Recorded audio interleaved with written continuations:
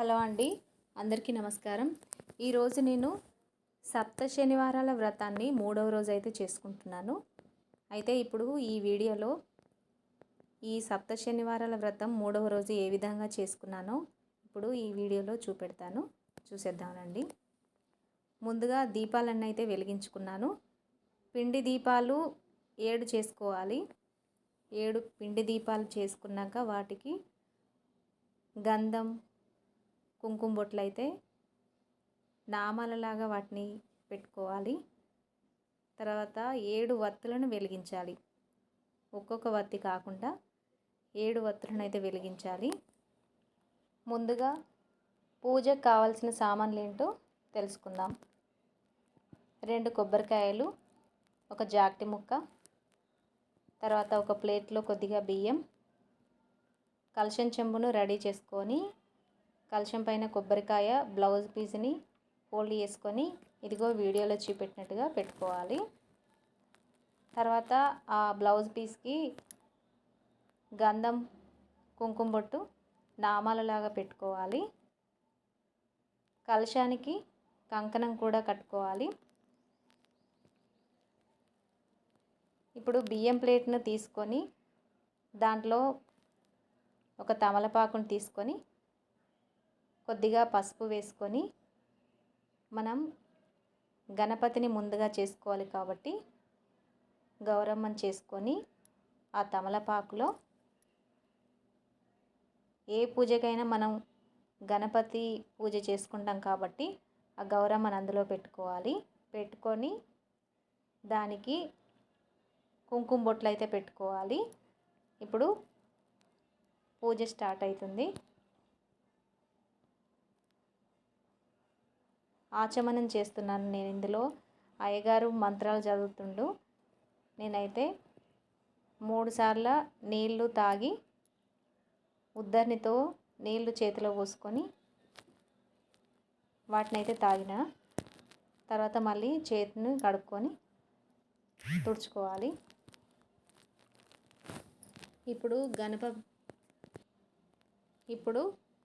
గణపతి మీద ఓం ఓం అనుకుంటా అక్షింతలను అయితే వేసుకోవాలి. ఇక్కడ అయ్యగారు మంత్రాలు చదువుతుండు. నేనైతే ఓం అనుకుంటా అక్షింతలు అయితే వేస్తున్నాను.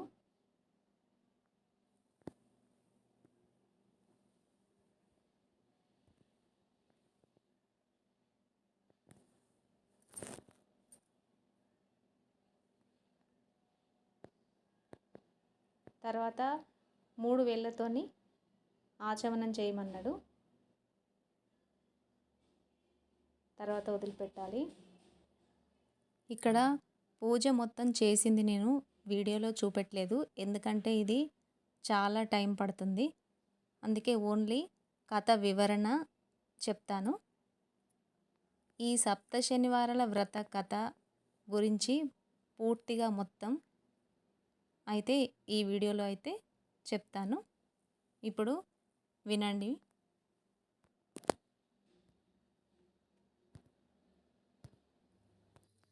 ఒకనాడు కలిదోష నివారణ కోసం మహర్షులందరూ నైమిషారణ్యంలో ఒక సత్రయాగం సంకల్పించారు. అయితే ఆ యజ్ఞ ఫలాన్ని ఎవరికి దారపోస్తే ప్రయోజనం కలుగుతుందని చర్చించారు. వారిలో భృగు మహర్షి యజ్ఞ ఫలానికి త్రిమూర్తులైన బ్రహ్మ, విష్ణు, మహేశ్వరులలో ఎవరు తగినవారో నేను పరీక్షించి వస్తాను అన్నాడు.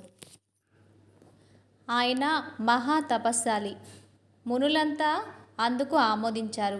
భృగు మహర్షి ముందుగా సత్యలోకానికి చేరుకున్నాడు. బ్రహ్మ అతని రాకను గమనించక సరస్వతి వీనాదంలో మునిగి ఉన్నాడు. దానితో భృగు మహర్షికి కోపం వచ్చి, మహా తపస్శాలినైన నన్ను అతిథిగా మన్నించలేకపోయావు. సృష్టికర్తనని అహంకరిస్తున్న నీకు భూలోకంలో ఎక్కడ పూజ పునస్కారాలు లేకుండా పోవుగాక అని శపించాడు. తర్వాత భృగువు కైలాసానికి చేరుకున్నాడు. అక్కడ పరమశివుడు పార్వతితో ఆనందనాట్యం చేస్తూ భృగువు రాకను గమనించలేదు. దాంతో భృగు మహర్షి కోపంతో, శంకర, నీవు నాట్య విలాసాలలో మునిగి మహా తపస్సాలనని అతిథిని అయిన నన్ను నిర్లక్ష్యం చేశావు కాబట్టి భూలోకంలో నీకు లింగ రూపంలోనే కానీ నిజ రూపంలో ఆరాధన జరగకుండా ఉండుగాక అని శపించాడు. ఆ తర్వాత భృగు మహర్షి వైకుంఠానికి చేరుకున్నాడు. ఆ సమయంలో మాధవుడు పాన్పు మీద పడుకొని తనకు పాదసేవ చేస్తున్న లక్ష్మీదేవితో సరసాలాపాలు ఆడుతున్నాడు. ముని రాకను విష్ణువు గమనించలేదు. అప్పుడు భృగువు వెళ్ళి, అతిథిగా వచ్చిన నన్ను అవమానిస్తావా అంటూ విష్ణుమూర్తి గుండెల మీద ఒక్క తన్ను తన్నాడు. ఒక్కసారిగా లోకాలన్నీ కంపించాయి. అయినా శ్రీ మహావిష్ణువు రవ్వంత కూడా ఆగ్రహించక పరమశాంత స్వభావంతో లేచి మునికి నమస్కారం చేసి ఇలా పలికాడు. మునీంద్ర, మీ రాక చేత వైకుంఠం పావనమైంది. మీ రాకను గమనించని నా అవినయాన్ని మన్నించండి అంటూ భృగు మహర్షికి పాదాలు వత్తాడు. భృగు మహర్షికి గర్వం భంగమైంది. దీంతో భృగువు విష్ణుమూర్తికి నమస్కారం చేసి, దేవదేవ, మీ వంటి సత్వగుణ సంపన్నులు 14 లోకాల్లోనూ ఎవ్వరూ లేరు. నా అహంకారాన్ని మన్నించండి. మీరే లోక సంరక్షణకు తగినవారు కాబట్టి భూలోకంలో కలి ప్రభావాన్ని నశింపజేసి ధర్మ సంరక్షణ చేసి ప్రజల కష్టాలను తీర్చడానికి తప్పకుండా అవతరించాలి అని ప్రార్థించి తిరిగి భూలోకానికి వచ్చి మునులతో ఇలా చెప్పాడు. భృగు మహర్షి, ఓ మునులారా, శ్రద్ధగా వినండి. త్రిమూర్తులలో పరమ శాంతమూర్తి శ్రీమన్నారాయణుడే. అతడే యజ్ఞఫలానికి అర్హుడు అని తేల్చి చెప్పాడు. అప్పుడు మునులందరూ సత్రయాగాన్ని చేసి ఆ ఫలాన్ని యజ్ఞపురుషుడైన మహావిష్ణువుకే ధారపోశారు. అక్కడ వైకుంఠంలో లక్ష్మీదేవికి కోపం వచ్చింది. ఎందుకంటే శ్రీహరి వక్షస్థలమే తన నివాసం. ఆ నివాసాన్ని ఒక ముని కాలితో తన్నాడు. అందుకు శ్రీహరి కోపగించక ఆయనకు సకల మర్యాదలు చేశాడు. భర్తయే తన్ని గౌరవించలేదు అని అలిగి భూలోకానికి ప్రయాణమైంది. మహాలక్ష్మీదేవి దీంతో లక్ష్మీ లేని ఇల్లు కళావిహీనమైంది. ఆమెను వెతికి తెచ్చుకోవడానికి భూలోకానికి పయనమయ్యాడు. విష్ణువు ఇంతలో భూదేవి వచ్చి ఇలా పలికింది. దేవా, కలియుగంలో పాపం పెరిగిపోయింది. పాపభారాన్ని నేను మొయ్యలేకపోతున్నాను. నువ్వు భూలోకంలో అవతరించి నన్ను కాపాడు అని కోరుకుంది. వెంటనే శ్రీ మహావిష్ణువు శ్రీనివాసుడు అనే పేరుతో భూలోకానికి దిగివచ్చి లక్ష్మీ కోసం వెతకడం ప్రారంభించాడు. శేషాద్రి కొండలలో ఒక పుట్టను నివాసంగా చేసుకున్నాడు. శేషాద్రి పర్వత ప్రాంతాలను పరిపాలిస్తున్న మహారాజు ఆకాశరాజు. అతడు సంతానం లేక పుత్రకామేష్టి చేయబోతూ భూమిని దున్నుతూ ఉండగా నాగలికి ఒక బంగారు పెట్టి తగిలింది. అది తెరిచి చూస్తే మహాలక్ష్మి కలతో ఒక బాలిక కనిపించింది. దీంతో ఆ ఆకాశరాజు సంతోషపడి ఆ పిల్లకు పద్మావతి అనే పేరు పెట్టుకొని అల్లారు ముద్దుగా పెంచాడు. యుక్త వయసుకు వచ్చిన పద్మావతి ఒకసారి శ్రీనివాసుని చూసి మోహించింది. తల్లిదండ్రులకు ఆ విషయాన్ని చెప్పింది. ఆకాశరాజు వచ్చి చూసి శ్రీనివాసుడి తేజో విశేషాలకు ఆశ్చర్యపడిపోయాడు. అతడే శ్రీ మహావిష్ణువు అని భావించి పద్మావతిని ఇచ్చి వివాహం చేశాడు. ఆకాశరాజు తర్వాత అతని తమ్ముడు తొండమాలుడు రాజయ్యాడు. శ్రీనివాసుడు వెంకటేశ్వరుని నామంతో తిరుమల శిఖరాల మీద కలియుగాంతం వరకు నివసించాలని నిశ్చయించుకొని సాలగ్రామ శిలారూపుడై పద్మావతి భూదేవిలతో నివసించసాగాడు. తొండమానుడు శ్రీ వెంకటేశ్వరుడికి ఆలయాన్ని నిర్మించాడు. తనను సేవించే భక్తులకు కల్పవృక్షం లాంటి వాడై శ్రీనివాసుడు ఇప్పటికీ భక్తులను సంరక్షిస్తూ అక్కడే నిలిచి ఉన్నాడు. శౌనకాది మహామునులంతా సూతుడు చెప్పింది విని ఇలా పలికారు. ఓ సూత మహర్షి, వెంకటాచలంపై శ్రీనివాసుడు వెలిసాక శ్రీనివాసుడి అనుగ్రహం పొందిన భక్తులు ఎవరైనా ఉన్నారా? ఉంటే వారి కథను మాకు వినిపించు అని ప్రార్థించారు.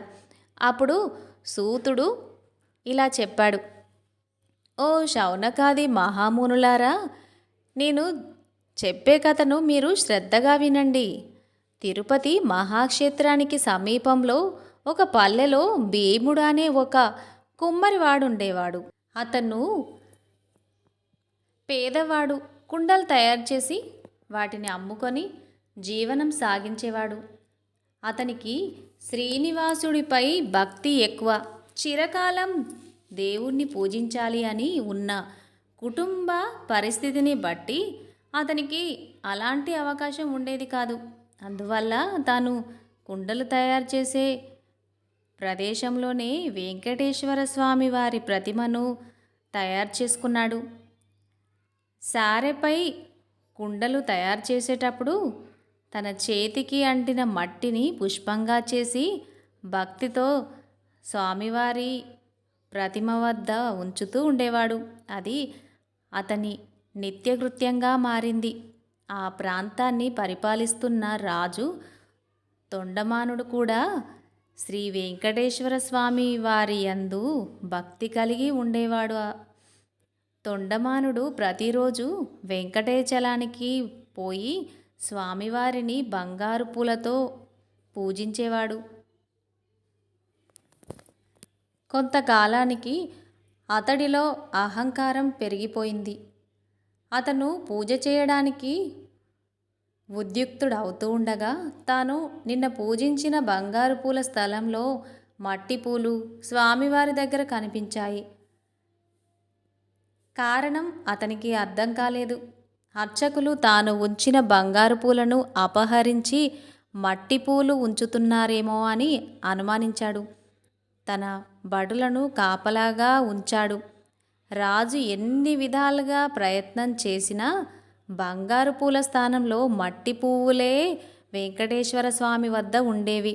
దీంతో మహారాజుకు మానసికంగా కృంగిపోయేవాడు. చింత పడుతూనే అతనికి శ్రీ వెంకటేశ్వర స్వామి కలలో కనిపించి ఇలా తెలియజేశాడు. రాజా, సమీప గ్రామంలో భీముడు అనే కుమ్మరివాడున్నాడు. అతడు కుండలు చేస్తూ నా నామస్మరణాన్ని, నా ధ్యానాన్ని విడవక పనులు చేసుకుంటూ ఉంటాడు. అతన్ని భక్తి ప్రభావనకు నేను మెచ్చి మట్టి పువ్వులను ఇక్కడికి తీసుకొచ్చాను. అతను పూజించే పూలను బంగారు పువ్వులుగా మార్చాను నేను. నీవు ఉంచిన బంగారు పువ్వులు అతడు ఉంచిన పూలదండలే. నీకు తెలియక అవి అదృశ్యమైపోయాయి. భక్తిలో అతడు నీకంటే ఉత్తముడు, విచారించకు అని ఊరడించాడు. తనను మించిన భక్తుడు మరొకడున్నాడని స్వామివారు చెప్పిన మాటలు పరిశీలించడానికై వెంకటాచలానికి సమీపంలో ఉన్న పల్లెలో భటులతో కలిసి తిరగసాగాడు రాజు. ఒక పల్లెలో సారెపై కుండ నుంచి తిప్పుతూ చేతికంటిన మట్టిని పుష్పంగా చేసి సమీపంలో ఉన్న శ్రీ వెంకటేశ్వర స్వామి వారి ప్రతిమకు సమర్పిస్తున్న భీముణ్ణి చూసి ఆశ్చర్యపడ్డాడు రాజు. దీంతో రాజు భీముణ్ణి సమీపించి, ఓయి, నీవు స్వామిని మట్టి పూలతో ఎందుకు పూజిస్తున్నావు? నీకు పూజకు పుష్పాలు దొరకడం లేదా అని అడిగాడు. అప్పుడు భీముడు రాజుకు నమస్కారం చేసి, మహారాజా, మీ వంటి వారు రావడం వల్ల నా ఇల్లు పావనమైంది. నేను చదువురాని మూర్ఖుడిని స్వామి. వారిని ఎలా పూజించాలో నాకు తెలీదు. నేను దరిద్రుడిని. కుండలు చేయనిదే నా కుటుంబం గడవదు. కాబట్టి నేను ఉదయం నుంచి సాయంకాలం వరకు కుండల్ని చేయక తప్పదు. అందువల్ల చేతికి అంటిన మట్టిని పుష్పంగా చేసి ఇలా స్వామివారికి సమర్పించుకుంటున్నాను అని వివరించాడు. దీంతో కుమ్మరివాడి మాటలు విన్న రాజు మిక్కిలి ఆశ్చర్యపడ్డాడు. కుమ్మరివాడి భక్తికి మెచ్చి అతనికి నమస్కారం చేసి తన రాజ్యానికి వెళ్ళిపోయాడు. ఆ తర్వాత కొంతకాలానికి భీముడు సశరీరంగా వైకుంఠానికి చేరుకున్నాడు. శ్రీ వెంకటేశ్వర స్వామి భీముడి భక్తికి మెచ్చి ఇక నుండి నా ఉదయం ప్రసాదం ఇక నుండి ఉదయం నాకు ప్రసాదం మట్టి పాత్రలోనే నివేదించాలని తొండమాను మహారాజుకు కలలో కనిపించి చెప్పాడు. ఈనాటికి స్వామివారి సన్నిధిలో ఈ ఆచారాన్ని పాటిస్తూ ఓడు అనే ప్రసాదాన్ని మట్టి కుండలతో నివేదన చేసి ఆరాధిస్తూ ఉన్నారు. ఇక తొండమానుడు శ్రద్ధా భక్తులతో శ్రీ వెంకటేశ్వర స్వామిని అర్చిస్తూ నిత్యార్చనలతో రథోత్సవాలు, సమారాధనలు మున్నగు వాటిని జరిపిస్తూ మరుజన్మలో విష్ణులోకానికి చేరుకున్నాడు అని శౌనకాది మహామునులంతా సూతుడి చెప్పింది విని చాలా ఆనందించారు. ఈ సప్త శనివారాల వ్రతాన్ని ఆచరించి శ్రీనివాసుడి అనుగ్రహం పొందిన వారు ఇంకెవరైనా ఉన్నారా? ఆ కథలు వినిపించండి అని కోరారు. అప్పుడు సూతుడు ఇలా చెప్పాడు. పూర్వకాలం కాంచీపురంలో దేవదత్తుడు అనే బ్రాహ్మణుడుండేవాడు. అతను వేదాంగ పండితుడు. అతని భార్య మాలిని. వారిద్దరూ అతిథుల్ని ఆరాధిస్తూ గృహస్థ ధర్మాలను పాటిస్తూ ఉండేవారు. వారికి శ్రీ వెంకటేశ్వర స్వామి ఇలవేల్పు. ఒకనాడు వారింటికి కాశీయాత్ర చేసి వచ్చిన ఒక బ్రాహ్మణోత్తముడు వచ్చాడు. ఆ దేవదత్త దంపతులు ఆయన్ని సాక్షాత్తు వెంకటేశ్వర స్వామిగా భావించి అతిథి మర్యాదలు చేశారు. భోజనం తర్వాత ఆ బ్రాహ్మణుడు వారి జాతకాలు పరిశీలించి ఇలా పలికాడు. జాతకం ప్రకారంగా దేవదత్తుడికి శనిదోషం వల్ల అపమృత్యువు కలిగే సూచనలు కనపడుతున్నాయి. ఆ అపమృత్యు దోషాల పరిహారం కోసం సప్త శనివారాలు వ్రతం చేసి అటు శనేశ్వరుని ఇటు శ్రీ వెంకటేశ్వర స్వామిని భక్తిగా ఆరాధించవలసిందని చెప్పాడు. బ్రాహ్మణుడు ఇంకా ఇలా పలికాడు. అమ్మా, నీవు శ్రద్ధ వహించి నీ భర్తను కూడా సప్త శనివార వ్రతం చేయడానికి ప్రోత్సహించి నీ సౌభాగ్యాన్ని నిలుపుకోవాలి సుమా అని హెచ్చరించాడు. సప్త శనివార వ్రత విధానాన్ని బోధించాడు. దాంతో దేవదత్తుడు ఆ శనివారం బ్రహ్మముహూర్తంలోనే లేచి స్నాన చేసి ఇంటిలో ఈశాన్య భాగంలో పూజాపీఠం పెట్టి మండపం వేసి వెంకటేశ్వర స్వామి యొక్క చిత్రపటాన్ని పెట్టి నైవేద్యానికి కొబ్బరికాయలు, అరటిపళ్ళు, నల్లద్రాక్ష పళ్ళు, 7 చిమ్మిలుండలు సిద్ధం చేసుకొని ఉదయం పూజ చేసి ఒక బ్రాహ్మణుని పిలిచి ఆయనకు భోజనం పెట్టి ఆ పైన వారు భోజనం చేసి మొదటి రోజు వ్రతం యథావిధిగా నిర్వర్తించారు. ఆ విధంగా వరుసగా వారు 7 శనివారాల పాటు వ్రతాన్ని భక్తి శ్రద్ధలతో కొనసాగించారు. 7వ శనివారం వ్రతం పూర్తి చేసి భోజనం చేసి కొంతసేపు శ్రీ వెంకటేశ్వర స్వామి యొక్క మహిమలు స్మరించుకుంటూ నిద్రించారు. ఆ దంపతుల భక్తి శ్రద్ధలకు, పూజా విశేషాలకు సంపన్నుడై శ్రీ వెంకటేశ్వర స్వామి మాలినీదేవికి స్వప్నంలో సాక్షాత్కరించి, ఓ పరమసాధ్వి, మీ దంపతులిద్దరూ శ్రద్ధాభక్తులతో చేసిన సప్త శనివార వ్రతానికి నాకు చాలా సంతోషం వేసింది. ఆ వ్రత ప్రభావం వల్ల నీ భర్తకు శనీశ్వర దోషం, అపమృత్యు భయం కూడా తొలగిపోయాయి. అతనికి రాబోయే జన్మలోని ఆయుర్దాయాన్ని ఈ జన్మలోకి తీసుకొచ్చి ఇతన్ని పూర్ణ ఆయుర్దాయం కలవాన్ని చేశాను. మీరిద్దరూ సుఖశాంతులతో ఆనందంగా నూరేళ్లు జీవించి ధర్మార్థ కామ మోక్షాలు అనే 4 పురుషార్థాలు సాధించుకుంటూ మీ మానవ జన్మను సార్థకం చేసుకోండి అని దీవించి అదృశ్యమయ్యాడు. వెంటనే ఆమె లేచి భర్తను లేపి తన స్వప్న వృత్తాంతాన్ని వినిపించింది. ఆయన కూడా సంతోషించి భార్యను అభినందించాడు. ఒక శుభముహూర్తాన ఆ దంపతులిద్దరూ శ్రీ వెంకటేశ్వర స్వామి దర్శనార్థమై తిరుపతి కొండకు వెళ్ళి మొక్కులు తీర్చుకొని ఆ స్వామిని మనసారా స్తుతించి ప్రసాదాన్ని స్వీకరించి తిరిగి చేరుకున్నారు. ఇంటికి వచ్చాక బ్రాహ్మణులను పిలిచి అన్న సంతర్పణ చేసి బ్రాహ్మణ ఆశీర్వాదాలు పొందారు. జీవితాంతం వరకు యథాశక్తిగా శ్రీ వెంకటేశ్వర స్వామిని సేవిస్తూ చివరికి శ్రీ స్వామి సాన్నిధ్యాన్ని పొందారు.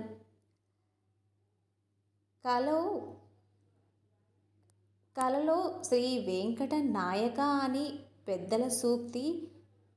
కలియుగంలో శ్రీ వెంకటేశ్వర స్వామిని మించిన ఆరాధ్య దైవం లేడు. శ్రద్ధా భక్తులతో ఆయన్ని ఆరాధించిన వారికి శని దోషాలు తొలగి శ్రీ స్వామివారి అనుగ్రహం పొందుతారని శౌనకాది మహామునులందరికీ వివరించాడు.